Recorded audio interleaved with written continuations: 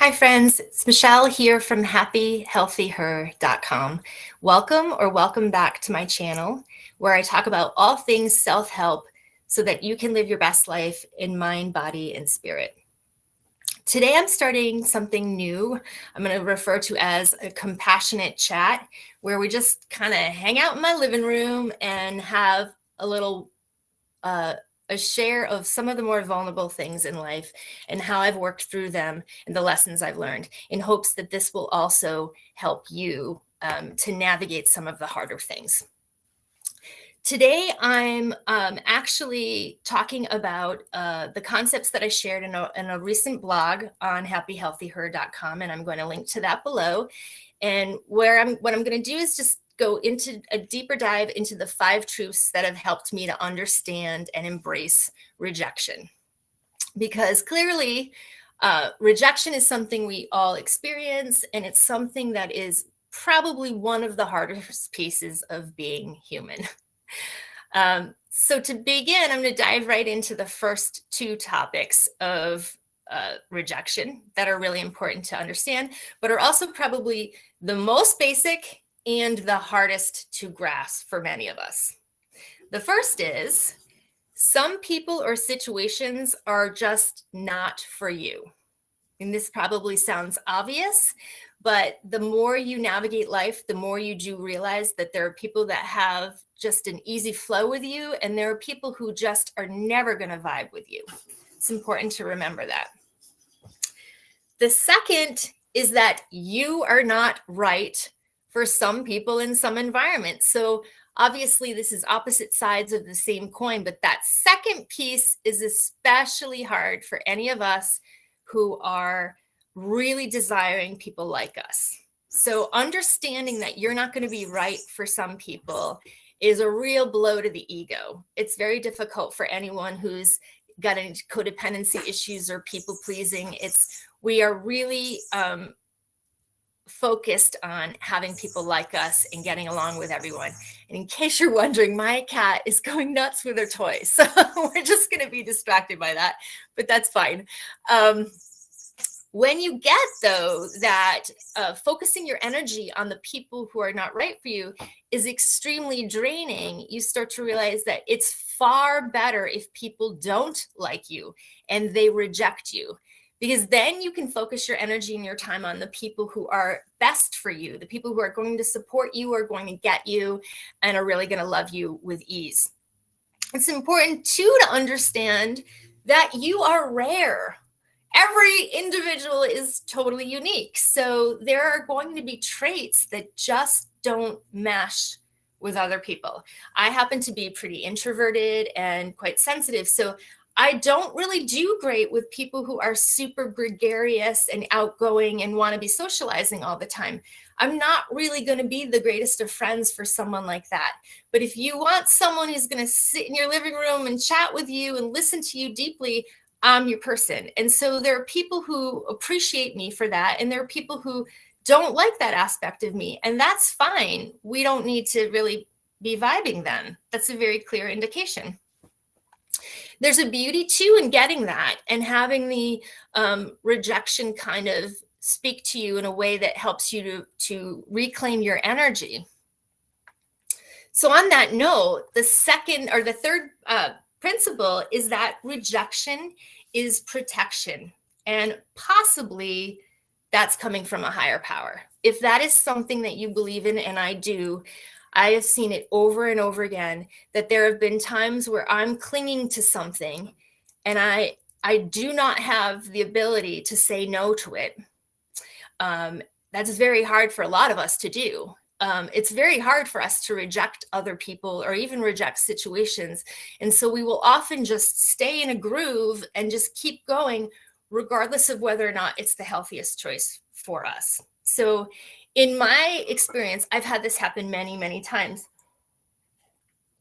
And I want to share something in particular around meeting my partner finally, after being on and off in online dating for 2 years. He has a very similar story. We both in parallel had a bizarre rejection experience, which I stumbled across a relationship expert who was sharing a story that she had had the very same situation before she met her partner. And it's almost like the universe tests you. It tests you and it tempts you and it shows you sort of a certain path, maybe the easiest path, maybe the safest path. And then, it pulls the rug out from under you, so to speak. So in my case, I started dating someone at the beginning of 2019 who was on paper picture perfect, great job, great home, family guy, really nice person. I had mutual friends in common, so I knew I knew who he was as a person was good. We hung out. We probably went on like maybe 4 dates, I think.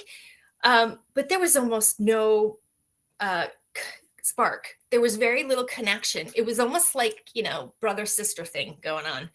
And a piece of me was like, okay, I'm okay with this, because I'd had such a rocky time that I was like, this feels good enough, which is almost a flashback to when I got married and I hadn't really dated very much. And I ended up marrying really sort of the first person I started to date. I was kind of falling into the same pattern. And it really did feel like, in retrospect, like a bit of a test, because I was kind of like, okay.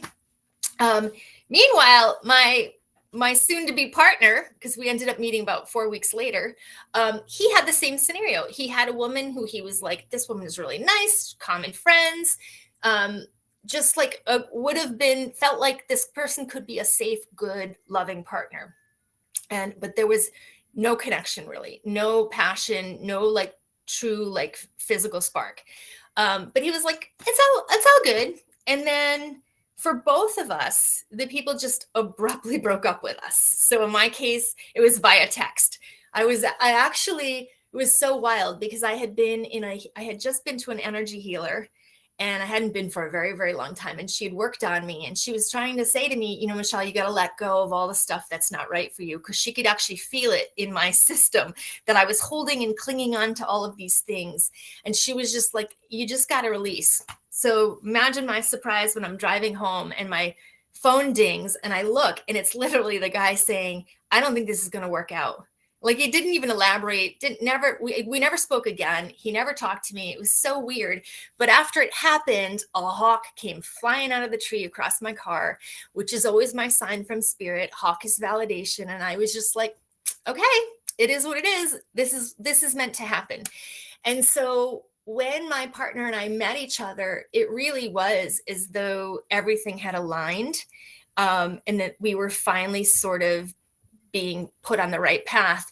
And, a couple of weeks into dating, we both shared our stories of how the last people we had dated, what had happened. And it was so amazing that we both had that same scenario. So I do think this is a powerful one, that sometimes the universe is going to step in.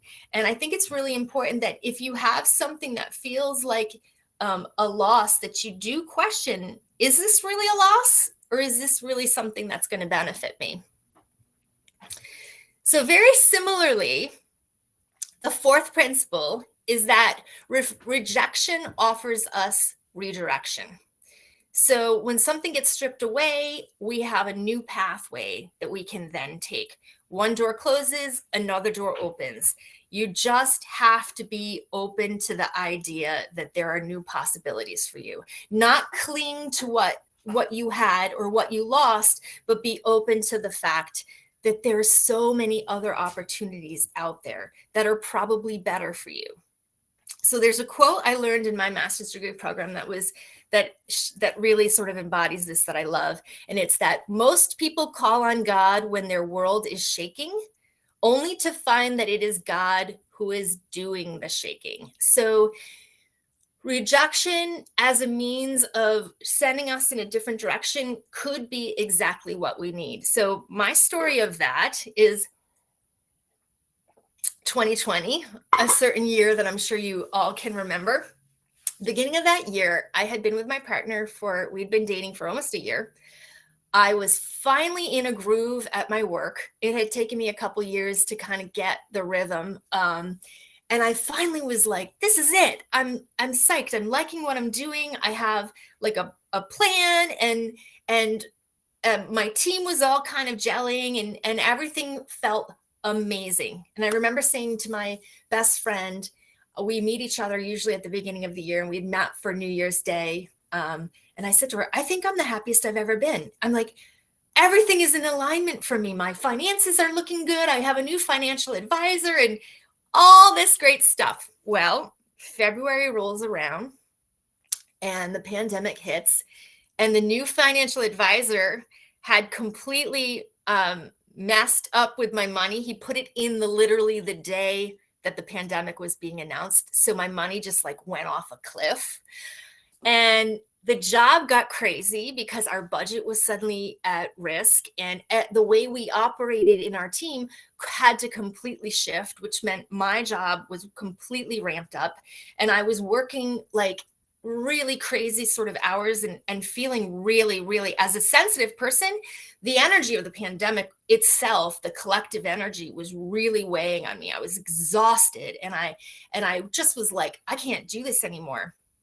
And I remember one night just crying in my bed, and I'm not really one to do this very much, but I was just so frustrated, and I was calling out to my spirit team or whoever would listen, and I said, why are you doing this to me? Why is this happening? Why am I being punished? Because I often think that way, that I'm being punished. And I could see, I got this sort of like essence of like lights flashing. And all of a sudden, I just had this awareness that you're always going to be protected. You're always going to be fine. And it was really like, this is about helping you. We're trying to help you. And so I kept getting messages the rest of that week. I opened up a book, and there was a passage about taking great risk, and that's how you're going to get reward. And then I saw a book about taking a leap of faith, and that was just sort of the message that kept coming up, is take a leap of faith and you will be caught. And so I ultimately left that job and went on to do the work I'm doing now. I wrote 2 books, a course, and now I'm trying to put myself more out into the world to help others. And this is what I know is what I'm meant to be doing, is helping other people. In my work path, I've always had a thread of helping other people, but this is different. This is more of a healing helping. And I do think it's part of my mission. And I had to just be pushed by the universe to get there. So again, rejection can be a form of redirection that is really powerful for us. Now, the final piece, and I think this is the most important actually, is that rejection leads to reflection. Self-awareness, humility, and being able to look back on the things you've done and how they've turned out is really what evolution and growth is all about. And it's really the stuff that makes us the most empowered and really, I think, the happiest and the healthiest.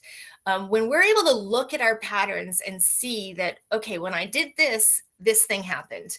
That's when we can finally start to change our behaviors in ways that are healthiest for us. And so in my experience, after the 2020 incident, when I started to write a book, my first book was Online Dating for Sensitive Women, where I detail how difficult of a time I had in online dating in hopes of helping someone else navigate it. What I realized is I had a chapter in that book around narcissism, and I realized, geez, I kept attracting many narcissistic partners. Why is that? And here's the piece. We're all part of the equation. We're all part of our own problems. It wasn't just the narcissist's fault that they were picking me. I was allowing them into my world. And there were aspects of my personality that I can now see were leading to that. I cared so much about what other people thought. I was agreeable. I wanted to help other people. I wanted to fix most of the men I met. I wanted to just offer love and be super supportive. And let's be honest, those men were not looking to do the same for me. And so the lack of my awareness there and where I needed to be putting better boundaries is now painfully apparent now that I've written my second book and course, Free from Narcissists, where I go deeper into what it is in my life and my patterns that attracted this in and what I was doing to allow it to stay. And now I can see, that a narcissist role in our lives, just like anything. For me, it's narcissist. For you, it might be self-esteem issues, or it might be self-sabotage. There's always something that we have that is sort of our cross to bear, or something that we need to work through. But what it does is it offers our most powerful lessons. And so in that course I just mentioned, that is one of the steps, is to determine what it is that the narcissist taught us. And oftentimes what it teaches us is how inherently lovable we are without another person, because they actually show up with so much bravado, and with sort of this energy of being deserving of love. We need to see that and tap into that kind of energy and bravado, and give it to ourselves. So that's just one piece, but I feel like it's worth exploring what the rejection in your life is really meant to show you, and how it's sort of shaped you. So the bottom line with rejection is that it's inevitable. You cannot have a fulfilling and meaningful life if you don't risk rejection, if you don't put yourself out there. I'm actually really grateful for going into online dating, because it turned me into a much more confident person. It made me more courageous, and it led to a loving partner who actually supports me and has helped me so much in my healing, because now I can see my own worth through the eyes of someone else who truly sees my worth. That's very, very powerful. And I hope you will remember that it is worth putting yourself out there for that reason. And while we are inevitably going to be rejected, it's vital that you not reject yourself.